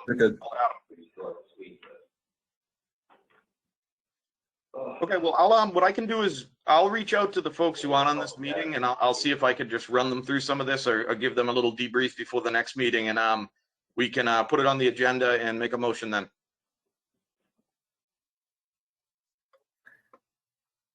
Thanks, Brian. Great. I think that's it for agenda item 6. Okay, I can move us along. We just have an update on our project options. These were the 6 that were presented at the last meeting. In the upper left, that's the existing ad reno. We didn't have at that time the rendered site plan, so we'll just touch a little bit on that. But I want to focus your attention to the bottom 3. The one on the left and in the middle, we've developed, based on the feedback, 2 variations that flip the buildings. So for 1C, point A, we've flipped the building. We'll show you that update so that the access is basically off the highway, the major roadway. We've done the same for option 2A, which is at Wonderland. In this case, the building entry for this option is kind of in the back. And so we flipped the building so the entry is more a visible face toward the front and has some limitations. We also, this middle option and the one to the far right, we've developed, they're currently 3-story plans. So we've developed 4-story, more consolidated plans for each of those. So that adds 4 options to the 6, so we're up to 10. And then finally on 3B, the far right, we've also done an expanded site, whether we call that an additional option or a phase 2 of option 3B, we'll share that with you. So just quickly, we'll zoom into 1A, which is an option that you've seen before. I don't have much to add. It's the same plan. I would say, you know, the only color commentary I'd add is that this initially was a renovation plan that you can see keeps the gymnasium because that's one of the very large spaces that can't be replicated in the MSBA's program, the gymnasium. But the intent with this option was to avoid Aracola Park. So the building basically builds new construction on the existing parking lot and then phases itself over the existing footprint. So it's pretty complex. And in the end, we feel that we have a building that's clinging, but not completely satisfying the vision for the school, including, you know, having the school come together with a true heart where community and other spaces are. In this case, some of the major spaces are spread around and the academic wings are a little bit separated. So that's all I'll say about this. You can see the red dotted line also shows the culvert, which introduced complications so that we're trying to build a separate wing with a very light connection between that northernmost academic wing and the rest of the building. So that's a little bit of a complication as well. And in the end here, we also have the parking that's really split up and more of it moved further away from the fields. So I'll ask Warner Larson. Ty, I don't know if you wanted to add anything on this option. I just want to add one thing, Bob. So it's nice that the building would be facing School Street, but what we found is all the vehicular circulation and parking, we're trying to pack that in between School Street and the front of the school is you're basically gonna have the aesthetic is not gonna be as nice with the sea of parking in front of the school. And then you're left with a remnant sort of corner lot up in the north, which, you know, we could try to maximize the spaces there, but really awkward in terms of vehicular and parking. Great, thanks. So we're not going to show a repeat of the other options. We're just going to show you the new variations. This now is the option 1C point B. So it flips the new construction on Aracola Park 4 stories, but it flips it so that the building face is along Route 60. You can see when we do that, again, the shape of the site along with the culvert really pinch us, neck us down, and make it pretty difficult to lay out the building, particularly as you go deeper to the west from Route 60. So we're hard pressed to get much relief in the front. It certainly has the building face on Route 60, but it's not supported by a lot of parking or circulation in the front. You can see here that the academic wings are also squeezed a little bit, probably pushing the limits of how close we would want those two wings pushed together. Otherwise, it does maintain on the interior of the building, you know, a heart of the school, the community space, but in our assessment, it hasn't added value compared to the version we showed last time, which doesn't flip itself. We also have, I'm not going to show it tonight, but we're also studying what happens if we pushed a little bit more program on the other side of the culvert. And unfortunately, it's just the tests aren't proving, again, to add any value. It really just separates and isolates portions of the building. It's a very odd geometry, that triangular shape on the other side of the culvert to fit anything in other than a few of the larger community spaces. Can't really fit an academic wing. But we are continuing to look at that as well. Ty, did you want to walk us through this site plan? Yeah, I'll just add a couple things. You know, ironically, the idea of flipping this was to put the classroom wings in the outdoor spaces more at the heart of the site, but we're finding just the shape and geometry is making it very difficult for that to happen. There's also a real downside is that the front of the school facing Route 60, that's really not where you want all your vehicular circulation. You know, we put the buses here just for the purposes of this concept, but you certainly don't want the cars coming on and off Route 60. So you're still with a very similar sort of vehicular setup as you had in the other options, where the cars are going to come out. Yeah, so you end up with two sort of entry points essentially, and you'll see that similar on another scheme for Wonderland that we looked at.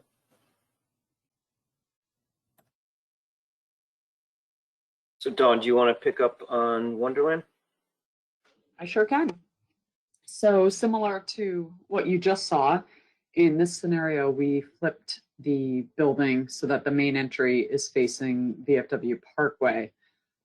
And it previously, as Bob mentioned a moment ago, it was back here. So the entry point was kind of on the site, and then you entered into the building from the north. So the building footprint has essentially just flipped, and that allowed us to get some access, like Ty just mentioned, in the previous version off of Route 60. Similarly, off of VFW would just be the bus drop.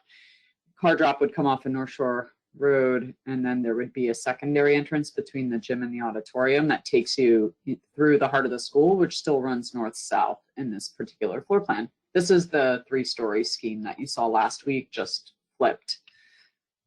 Ty, do you have anything else that you'd like to add on this particular one?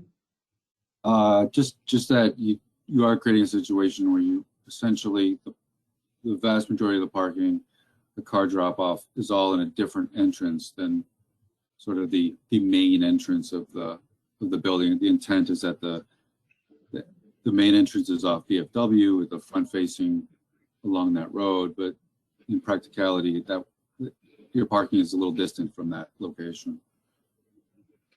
And Yeah, one thing it's- Go we ahead, talked Bob. about internally is the request was to flip the building and have the entrance more off VFW Parkway, but we did realize along the way that we could have an entry come in from the side, basically right now what is a very narrow courtyard, but we could rotate the gym, which is the geometry right to the north there that Dawn is flagging. We could rotate that, open up the courtyard and have kind of an entry that would come in to the heart of the school.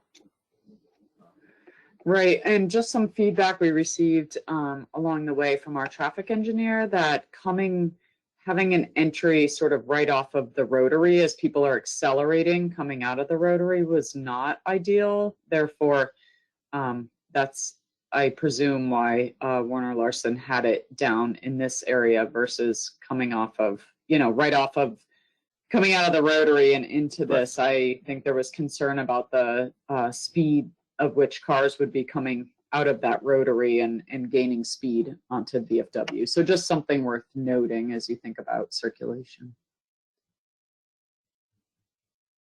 So anything else on this one? As Bob mentioned on the previous one, I don't know that there's a lot of value added here. I don't know if folks feel differently, but it's certainly a talking point and we can explore further with the rotating the gym and even the 4-story footprint that we're about to show you could be worth considering. So with that, why don't I move along to, I didn't even mean to tee myself up to talk about that, but here we are. So Yeah, what we're showing, I should have just made everyone.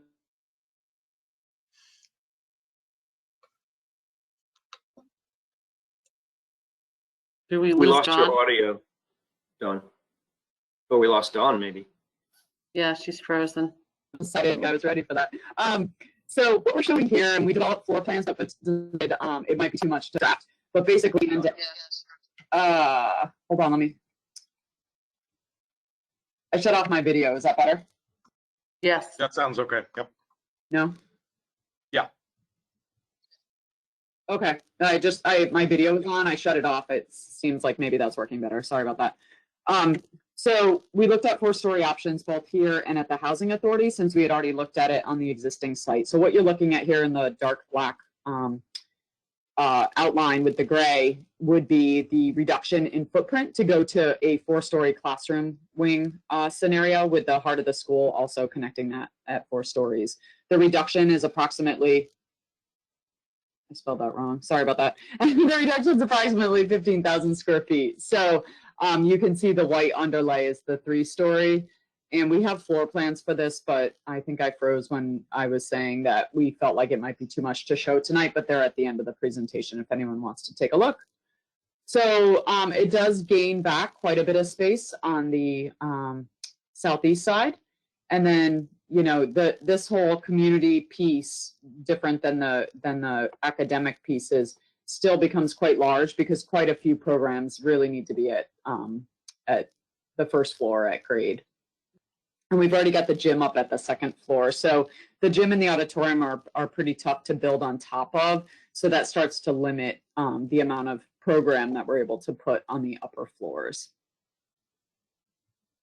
So one other thing that I'll notice here compared to the 3-pronged one is that there's a longer driveway on campus, which I think is important in terms of traffic and cars queuing up to drop kids off.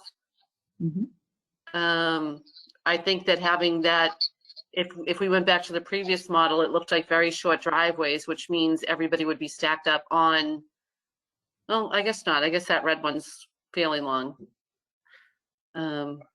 Okay, never mind. I take it back. Personally, I do think that that's a good point, and my job's not to always just to interject my opinion, but I think the studies of having these, both this and what we saw a minute ago, face the street, to me, in my opinion, show that that's not the way to go. I really like keeping the entry off the street. One of the main reasons is to drag that parking queue as far into the site as possible. Knowing, I think one of the things that always came up about this site from day one is people worry about traffic. So I think having this building not address the street and not have the parking sort of short entry right off of VFW or North Shore is I think a strength of those options that don't put the building out on the street. I agree.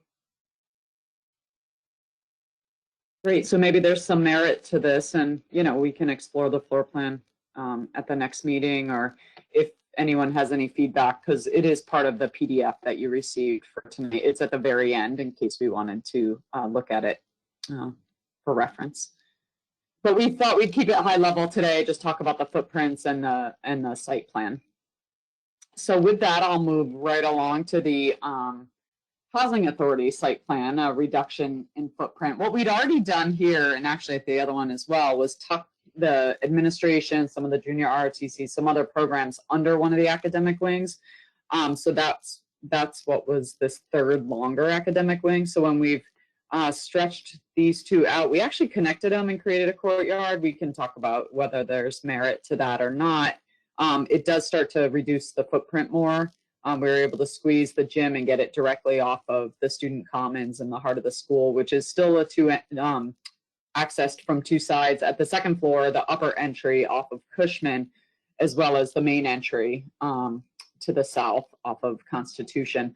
This reduction is approximately 17,000 square feet because we also tightened it. This is the main administration as well as the district administration up closer to the auditorium. And whether that wants to actually touch it or not, we can talk about that, but this gets some natural daylight into some of these spaces that are offices and meeting spaces. So this also reduces quite a bit as far as footprint and, you know, maximizing our site amenities in a way that would take the building in a more vertical direction. So we haven't necessarily asked Warner Larson to make these adjustments yet. We wanted to just put them out there for discussion tonight. With that, I will move on to the expanded, which is actually from the PDP called 3A. I've highlighted here in orange for the sake of those in the audience that aren't familiar. What you just saw, I'm back to the 3-story option on this, just so you know. This was the site plan that Warner Larson had previously shown, the 3B last meeting. And what they've done is shown the enlarged and, you know, what could happen there. We've put some parameters on it, and just so you know, made some assumptions, one of which was to keep the federal housing intact. So we didn't have to necessarily go down the road of affecting the federal units. These are shown in beige. And then we assumed that some of the existing units would remain as well. So basically from the edge of the 3B site east off of Constitution and Coolidge, we would connect those two, reconnect those two. Those would remain. What we have done was included some on-site, and those are all the 3 bars, townhouses for replication of some of the family units. So what that does is allows us to, you know, get some playing fields, multi-purpose fields, some tennis courts, some additional parking for those amenities. They're across Adams Street, so there would be a crossing needed there, and then allows us to replicate here as well. And if we decided to, you know, take some of these units and create more of a campus, we could do the math and figure out if those might fit into some of these townhouse bars that we're calling them for now. But we do have, I assumed the question would come up, so I'm going to get ahead of it, approximately how many of these might fit in there. And I think I'm going to switch over. Oh, I'm getting an error. I was going to switch over and show. I want to say it's in the 80s, 86 maybe, Dan, if you have that. Yeah, 86 is correct. 86. All right. Good memory, Don. So just for the sake of putting something out there, at a 20-foot wide 3-bedroom townhouse is what we assumed for these families. It would replicate approximately 86. Just jumping in high level here. This is excellent, and I'm going to use this for a meeting with the Monday City Hall group that we've been working with. Just to be clear, the stuff that's shown circled in the dashed orange, the way the discussion's going would have to be a phase 2. So and the closer we can get that phase 2 to overlap building construction, the better. But there'd be some off-site displacement of the folks who are where the school is here by the city. And that would give us access to start building that school building as soon as possible. After that initial off-site move, the city we'd be asking the city as a project to consolidate the houses that are out on those tennis courts and field across Adams into those number 3 bars that Don's showing here. So there's 2 phases of city required projects to make this happen. And those 2 projects, I just want to be clear, aren't part of this project, but that's the riddle we have to figure out with the city of how to make that all happen. I just wanted to make sure that folks didn't think the things labeled as 3 could be done in tandem with the existing high school or as part of this project. Thank you for clarifying that, Brian. Yeah, so also the amenities that we're showing, the site amenities, if this is not the program that the school, desires or wants to see something different, by all means speak up. We had to give Warner Larson sort of a box to design within and made some assumptions. So if anyone has any thoughts on what we're showing versus what we're not showing, and if there are priorities, please speak up, because these are just all based on our assumptions and what we believed the school might want on campus. So there certainly might be other things that we can look to incorporate. I was going to Ty, suggest go ahead, sorry. No, I was just going to offer if Ty had anything to add on this from a site standpoint. I would just add, well, 2 things. One, this is kind of a detail, but the 30 spaces, that parking lot down on the side there, yeah. We're just thinking about where the handicap parking might go. You need accessible parking for the main entrance, which is number 2. The other note we made was just for the townhome idea. We really haven't vetted the parking for those, and how would those be on-street parking, off-street parking. Currently, the assumption, it's really no off-street parking provided on this plan for those number 3 townhomes. And then last is that there's no change to how the earlier design was. The bus drop-off is separate entrance from the car drop-off. The majority of your parking is also kind of right in the middle. So you might end up with a sort of a third access point to the building because it's a little bit remote from the main entrances, the parking lot is. Right, I think in our interview, sorry, I was just going to point out, I think we had taken some of this as a main parking lot in the interview, and this was more developed as fields.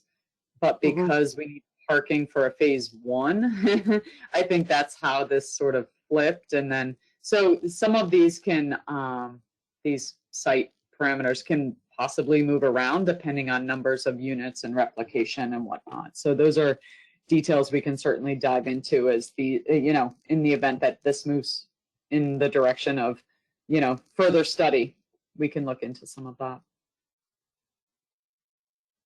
And just in terms of like the athletic program, we're not married to what looks like a soccer field and a bunch of tennis courts, right? That's just placeholders for now? Yep, so that's what I was alluding to. Those were placeholders, and we certainly could look at, whether it's a baseball field or some other type of multi-purpose field or other site programs, and see if what you're looking for fits into what this site can handle from a size standpoint.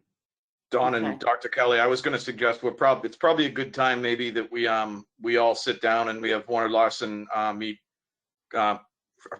Coach Shea. I was going to say Frank, but the athletic director, I think, would be a good time to see these and maybe vet some of those opinions of what should we show, because I think that's going to really help Warner Larson figure out how to orient a lot of these parts and pieces. I think a lot of these options are developed enough that people can sort of see it. And you know, before we've just sort of had OPM diagrams for a lot of the stuff when I talked to Coach Shea a number of months ago. So I think it'd be good to sit down with him soon. Definitely. We can do that again, but we have done that. And that's where this came from. So this is what we were told. Yep, that was Okay, what we good enough. wanted. I didn't know that. Yeah, this is the two. These are the things that are missing. If the building was in the middle of town and a wish list would be had, these are the things that were requested. But we can certainly we should revisit it and make sure. Yeah. We're happy to meet with them and revisit this, Brian. If that's something you're able to coordinate, we can certainly do that and run it by him. Yep. Now that there's something to look at. Yeah, I think that's where I'm coming from. It's just I know it's helpful for a lot of people that aren't in this business all the time to just see some of these ideas, and I think he might have some like aha moments as he sees these nice diagrams. Sure. Great. If you're able to help coordinate that, Brian, let us know and we'll pick a time and a date that works for everyone with Werner Larson and us. Great. I just personally throw in that I really like the Cushman connection on any of these options at the Housing Authority. I think the second floor connection out at Cushman can just add a lot to how this building's laid out and how that central atrium and entry can work. Yeah.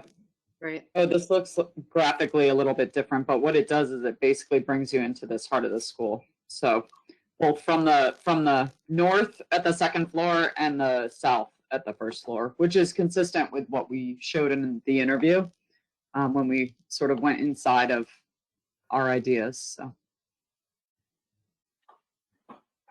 great. Hold on. Okay, so alternate parkings. We were asked to consider whether underground parking or raised structures over at-grade parking could be options. So we collaborated with our partners at Werner Larson and came up with a couple different scenarios. So this was the summary sheet from all the options you saw last week. I'm sorry, 2 weeks ago, last meeting. And some of them had potential for doing so. So I've grayed out the couple that we didn't pursue for different reasons. One, the ad reno, and then this is the 3-story. We actually looked at it for the 4-story here. But what's highlighted, these are really small, and I'm going to let Ty speak to some of the merits of them. But what you're seeing graphically, where there's a large green, I think both in the ad reno over Aracola and then the Housing Authority, there's a at-grade garage. So at-grade parking with an elevated play surface, multi-sport surface above. And then the purple is actually underground below the building. So graphically, those are what you're looking at, the differences. And then the first number is what those added spaces are. And then the total is the at-grade parking lots plus what would either be under the field or under the building. So I'll make sure you can see all the numbers.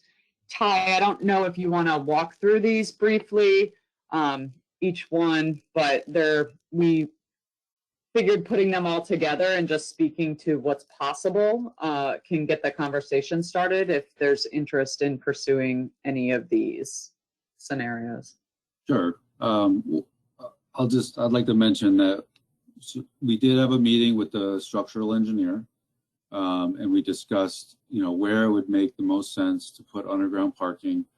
From a lot of it is from an efficiency and cost standpoint, and clearly under the classroom wings was where we pursued this. The landscape courtyard between the wings would essentially be landscape on structure, which is essentially like a roof deck type landscape. So you can still have small trees and so forth on top of that. But the parking would be under in those blue-purple colors. We also need to consider access because you're going down at least 12 feet below grade.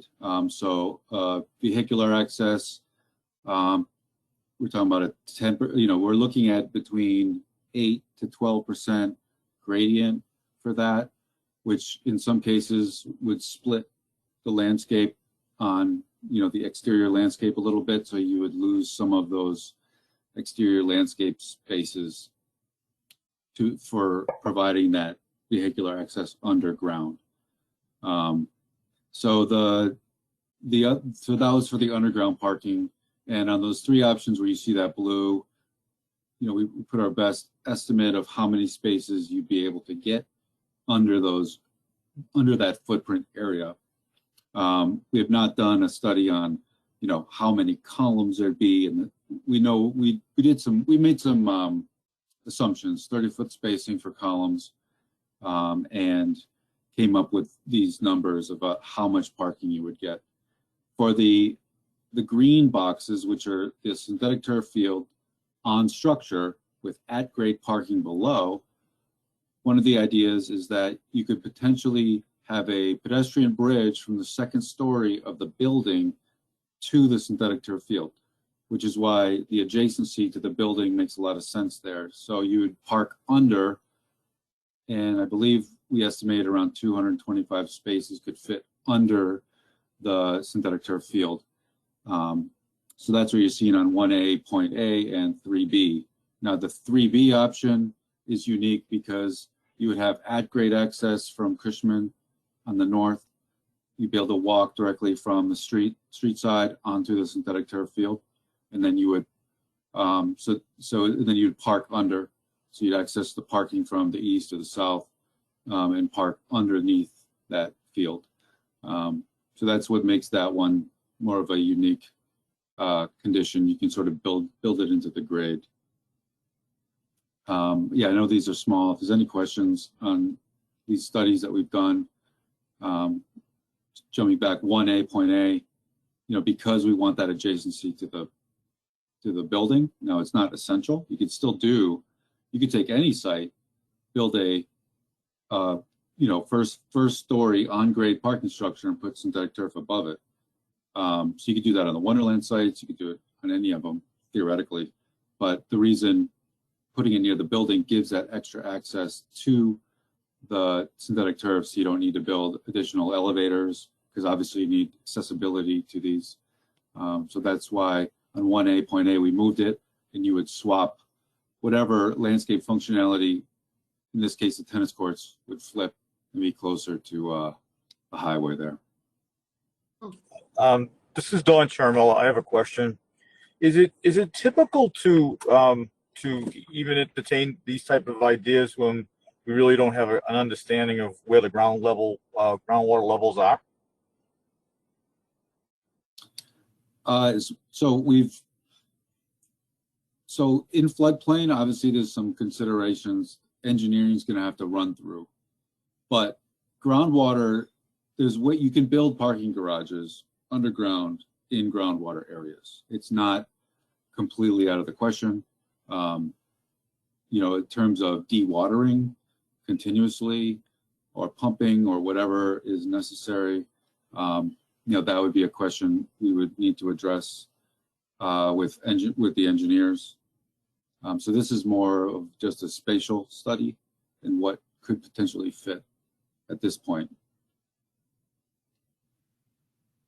It's a pretty cool idea. So I understand we can manage the water. My problem is that a lot of 2/3 of the city just doesn't have any drainage infrastructure, and whatever infrastructure we do have is severely undersized.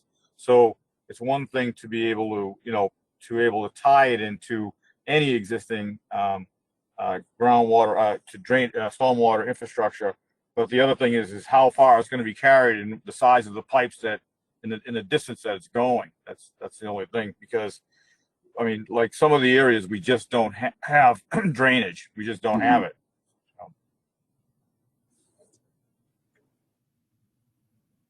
I think that'll have to be studied a lot more. Obviously, what's going to become interesting is how we try to capture some cost deltas on this stuff, because I have a feeling that a final call on whether this would be pursued, I have a feeling is going to be mostly driven by cost and probably secondly driven by some of the technical concerns.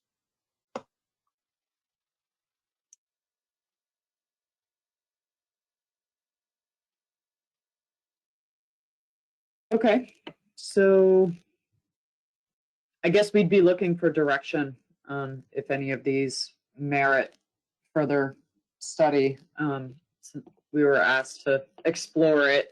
And so from a spatial standpoint, this is what we've come up with. So if you'd like us to meet with the engineers and work through some of the water questions, stormwater, and obviously flooding issues, we're happy to do so.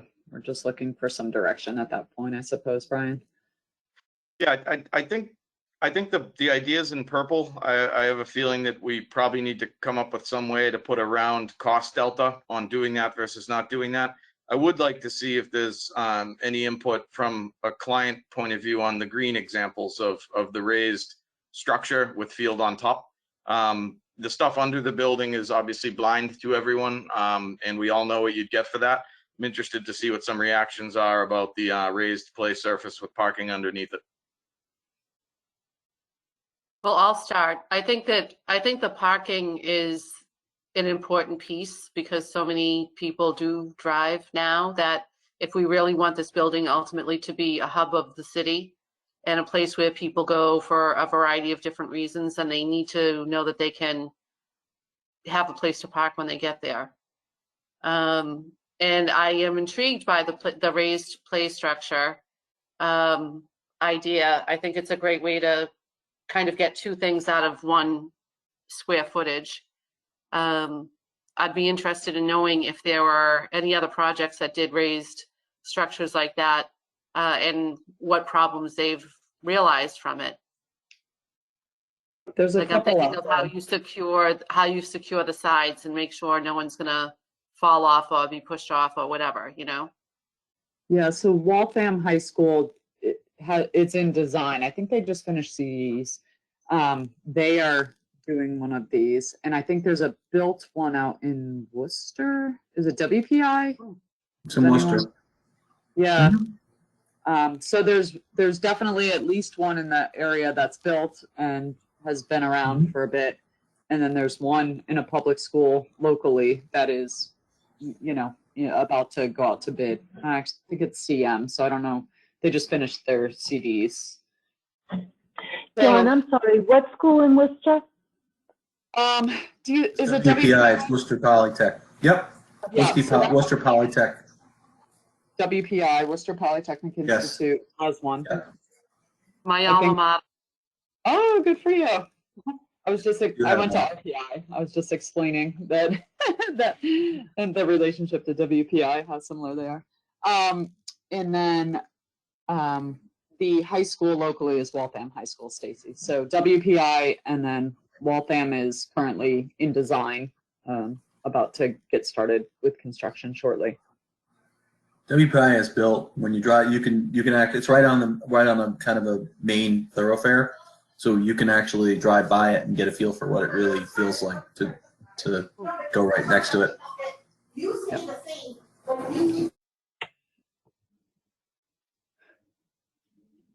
Okay, so anything else on this topic?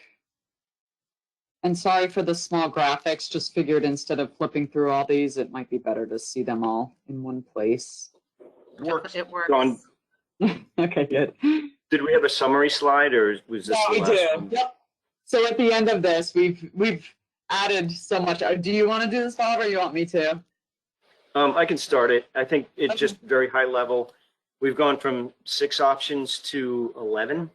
And so we know it's not on the agenda to vote tonight, but some of these seem to be, not improvements. They might not work as well. Some of them that we've already presented seem to be compromised. So we're hoping if in the next meeting, certainly the next 2 meetings, we can start to whittle these down. That'll allow us again to focus on the ones that are most viable and improve them and make even further variations to get closer and closer to the goals. And so I think we have it on 2 slides now. So this is the existing site. You can see 1A, 1A point A We've got two versions of renovation. The one on the left we had been describing as significantly problematic, although it does avoid Aracola Park.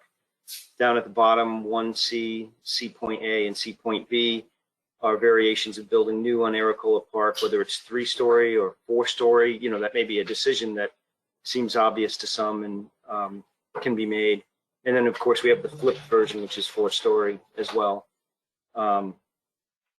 Next slide is just a combination of the Wonderland site, where we have our 3 options that include 3-story, 3-story flipped, and then a 4-story, again, which may just be the direction folks want to go. And then we've got the Housing Authority, which is the 3-story, 4-story, which is a bit more compact. And then whether it's 3 or 4 stories, then the expanded site.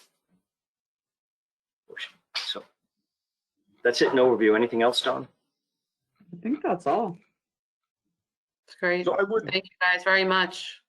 I just asked the committee it's sort of homework, because I'm going to start being a pest in the coming months about how we rank or whittle these down. So I would ask the committee to focus on these couple of pages, maybe print them out, and I'd like to drive towards a few things starting at the next meeting, and I'm going to figure out how to put some things on agendas so motions can be made. One is whether we're past the point of ad reno. I have some opinions on that. I think the ad reno options are probably the weakest out of a lot of these. I'm not sure if you folks agree or don't agree, but if we're going to move away from an ad reno, that could help us focus the team. It also sounds like there's a lot of support for 4-story versus 3-story. That's another thing, a consensus that could come to say, let's drop the 3-story options straight across the board. And then I'd ask you to focus on flipped versus not flipped for this, for the Aracola Park option and for the Wonderland option. So we don't have to bring all these into a final ranking. I think getting some input on 3 versus 4, flipped versus not flipped, can really help us whittle these down in the coming 2 or 3 meetings before we're actually trying to rank and pick an option. Yeah, and if we can do that, that also allows us to get more real with the remaining options, start to see what they look like, what they feel like, maybe even start to go inside and capture the character, to make, final decisions. So that will be on the agenda for 2 weeks from tonight. Yep. Yeah, I think I might list some potential motions or discussions, potential motions that could be made, just to cover this from a agenda perspective. That would be helpful, Brian.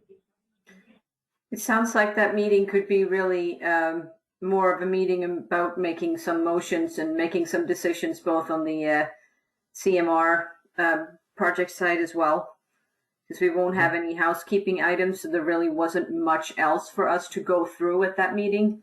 So it sounds like it might be a good recap meeting to hopefully have a few more committee members and really get some options to whittle down. If we could, and I know how incredibly busy everybody is, but if we could get the agenda out a little bit earlier and people saw those motions on the agenda, it might make them want to prioritize their participation. Yep, I gotcha. I was just going to ask for that also.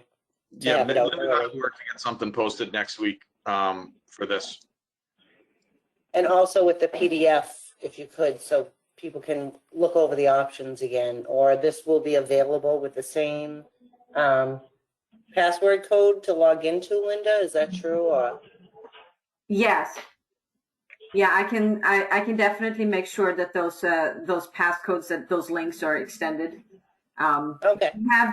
We have the agenda by Monday of every week, so because we have to post them publicly, so we can certainly send those out to kind of tee people up, and then you still have this presentation with the options, and then we can try and get the motions options a little bit faster out, so people have some time to review them, and then really play on having a real good review on that meeting.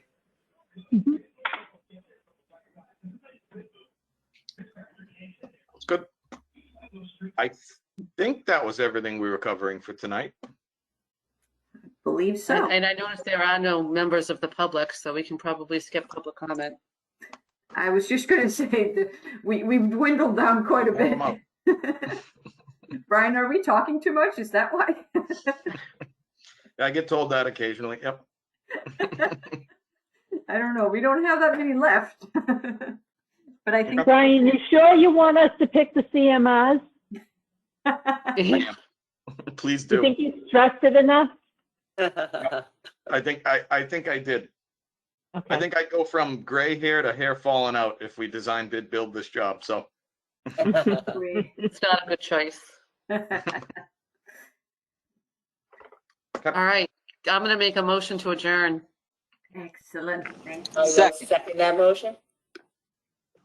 Okay, and that was Susan seconded. All right. I know we've already lost Mike Picardi, and so I'm going to go to Stacy. Yes. Okay, and Susan Yes. and Dr. Kelly, Yes. Carl Svensson. Yes. Excellent. And Don Cermella. Yes. Okay, Nick Rystrom had to leave, and Jerry Visconti. Yes. Excellent. Thank you very much, everyone. thanks, everybody. Have a great night.